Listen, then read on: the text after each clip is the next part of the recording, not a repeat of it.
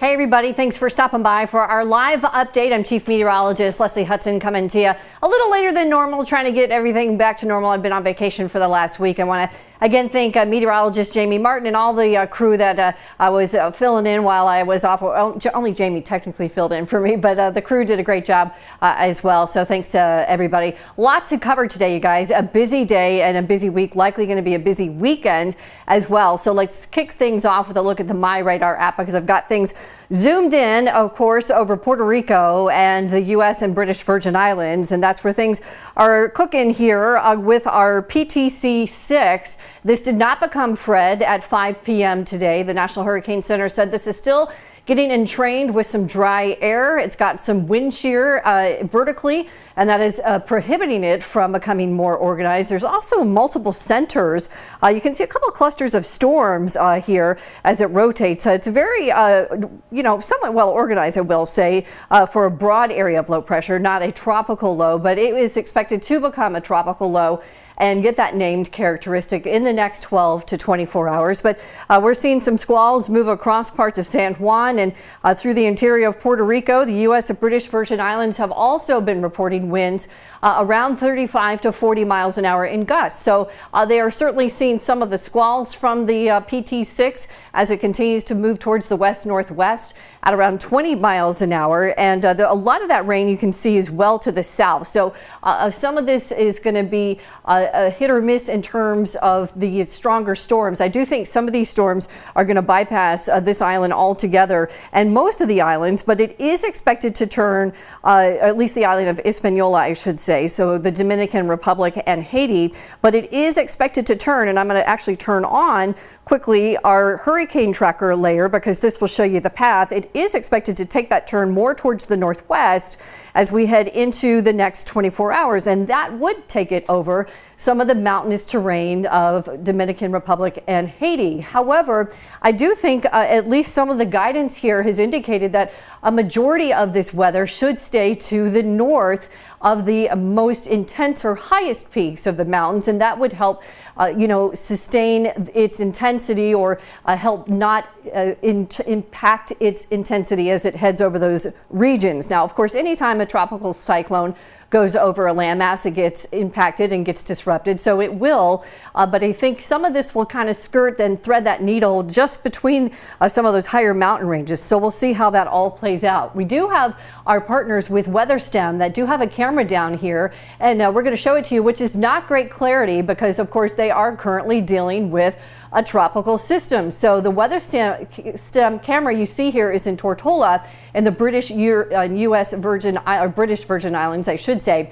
You can see that the frame is not allowed to completely show that full imagery there, but you can certainly see the squalls, and you can see the rain on the lens, and they have been dealing with those winds in excess of around 35 to 40 miles an hour. So there's been plenty of weather there as that continues to push off towards the west. I do think, of course, things will improve for them pretty significantly. We're going to have a lot more in the tropics coming up in just a second, but let me show you our other big weather feature we've been watching today, and that's the severe weather in the Midwest. So we've got another camera that's up in the U.S. in the Midwestern states, and we are in Michigan. This is in Davison, Michigan, where they've had some ominous looking clouds there most of the day today. School looks like it's in session, or at least maybe the teachers are in a planning phase. I don't think they're back to school yet up there, but last night this region saw some pretty nasty weather, and there is an enhanced risk not here, but in parts of Wisconsin and into parts of Illinois, and we'll talk about that as well coming up in just a second. But we've got to showcase our new cameras here at MyRadar. As you all are well aware, if you're loyal watchers, we are in downtown Orlando, beautiful city. It is in the throes of summer. You cannot tell how humid it is here. This is not a sweat camera. This is a beauty camera for sure. I'll tell you what, our field like index is well over 100 right now in downtown Orlando. But looking at our cameras here, beautiful landscape, a nice cloud deck there. We've had some storms earlier today. Our sea breeze generally fires this time of the day on the western states. It depends on the western side of the state, and it depends on the prevailing wind, whether it comes in from the west or to the east. Right now we've had a couple of hours, at least in the metro areas, of some calm weather, but there is another chance of some showers developing in this area as we head into tonight as well. But back to the severe weather that we've been talking about that last couple of days that Jamie's been talking about. Take a look at this tornado. This was out of Sycamore, Illinois from yesterday, and this was an impressive tornado. This was one of the most photographed tornadoes in the Midwestern states last night, and this did cause some damage. There were multiple tornadoes that were reported in the Midwestern states yesterday, and this area of the country, again, under that enhanced risk for severe weather today. So we'll get into that coming up as well in just a second. Let me show you our next video, and this is out of Anita, North Dakota. This you have to look closely, so it's very, the picture is very dark, but that is one incredible wall cloud there. Again, severe warn storm. They had also, there's some incredible lightning there illuminating the sky, and they too had severe storms yesterday. Multiple storm reports. I'm going to show you those coming up in just a second as well. And our last video, I shot this in the Turks and Caicos. That's where I was last week. Just got back a couple of days ago. Absolutely incredible place to visit. My first time visiting there. Had a fantastic time. You'll hear a lot more about that. I shot a series down there on tropical hurricanes, and you'll see that coming up in the MyRadar app. In the next couple of weeks, I got to get the video put together and write the story. But you can see there the incredible turquoise water and that thunderstorm, cumulonimbus, and that rain shaft off in the distance. That actually caught up with our catamaran. About 30 minutes later, we were huddled in the catamaran with some pretty intense lightning from that storm as it moved overhead. But it was certainly a pretty sight to see from that vantage point. All right, so we lead things off with the tropics. A lot of folks, of course, talking about what's going on with PTC6 and what we expect to see as we head through these next couple of days. No big changes. That is the status quo. And as we take a look at the infrared imagery, you can still see, we showed it to you on radar, but as you look at this on the infrared, there's still some of those bursts of those reds and oranges, and those are those cloud tops that really get high up in the atmosphere, somewhere in the neighborhood of 50 to 60,000 feet. But again, we're not noticing one big clump of those storms, which would indicate that this system is trying to develop. Hurricane Center does believe this will continue to try and strengthen over the next 18 hours before the core of this center gets over the island of Hispaniola, and then it's probably going to again interact with the land, which will disrupt the core a little bit more. So that's why the long-range projections keep it pretty much in this threshold of a minimal tropical storm as we head through the next couple of days. So the official path from the Hurricane Center as of 5 p.m. doesn't have a big change from this morning, and the path doesn't change all that much from this morning as well. There's starting to be some divergence or some conflict, if you will, on the backside on days 4 and 5. I'll show you that in a second. But as you can see, as we head through tonight and into tomorrow, pretty much just staying the course, moving towards the northwest, and then headed off into Thursday towards the west-northwest, maybe just a tad. Looks at this point, it might stay north of Cuba. They certainly could see some squalls and some nasty weather. But then here, as we get into days 3, the latter part of day 3, and especially into days 4 and 5, it gets very close to the Florida Keys. And then very similar to some of the storms that we've seen earlier this year, kind of stays to the west of the state of Florida, kind of gets very close in the northern part of the Gulf of Mexico, possibly something that would be, an impact for the Florida Panhandle. But notice how the cone on day 4 and 5 is much larger because, again, the margin of error is larger. It can be as high as 300 miles on either side, or 300 miles across, rather, on days 4 and 5. So the thinking is that we could see some, something that could get more further into the central Gulf, something that could stay a little bit closer to Florida. It all depends on the ridge of high pressure. The Bermuda High is a huge tropical predictor, if you will, this time of the year. So it really tells the story on what storms will do. Their potential to get stronger, their potential to move towards the west, their potential to move towards the east. So as we look at this, as we head into the weekend, it's just too early to say, everybody. So, U.S. impacts at this point, can't say for sure. But, the safe bet is, of course, Florida. parts of Alabama, maybe over into Mississippi, maybe over into Louisiana, need to keep an eye on this. You know, a lot of folks will ask, well, hey, is it going to completely swing to the left and maybe go towards Texas? None of the modeling is indicating that at this point, so we don't think that that will be an issue. But again, check back in, and as we get, I think probably in the next 36 hours, you know, the hurricane hunters just have started their flights, so we'll start to get a lot more clear, accurate data and a lot better chance to predict where this is going to go in these coming days. So I would think by, you know, late Thursday we should have a pretty good handle on what's going on. But notice the trend there. So see some of those computer models that are starting to ride over Florida. That's what I was talking about. There's been some divergence in these models over the last couple of days, today, I should say. So some of those are, again, indicating that there might be a little bit of a shift back towards the right. But again, this is way far out, several days from now, and we could see this shift back to the left. So that's why it's always a good idea just to continue to check in, make sure you've got your hurricane kit. Of course, we had that big hurricane special for you earlier this summer. Hopefully you've got your kit ready to roll and you have got your preps in place. But if you don't, again, this is a good time to get things in order in the event that, you know, you've got to deal with a tropical storm this weekend or something even stronger. All right, a look at the sea surface temperatures, another good indicator for us on the ingredients or the octane, if you will, for these engines. Well, we've got some pretty warm sea surface temperatures, upper 80s and low 90s in the Gulf of Mexico, right along the western fringes of Florida, and even through a big chunk of the Gulf of Mexico. We're in the mid to upper 80s. So this is some of the warmest sea surface temperatures in the world. This is prime octane, if you will. It's like, you know, that high test, that high grade you get at the gas station instead of just your base gas. This is the supreme.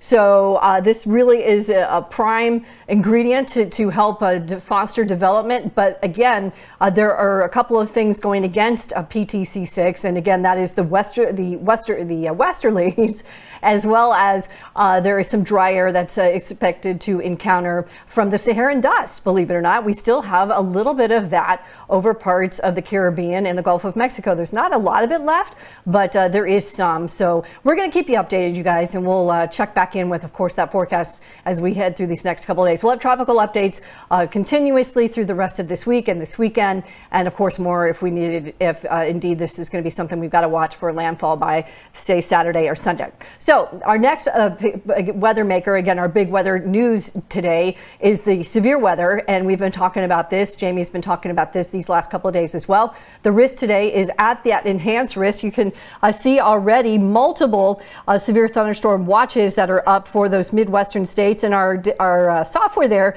is indicating some rotation in some of those storms.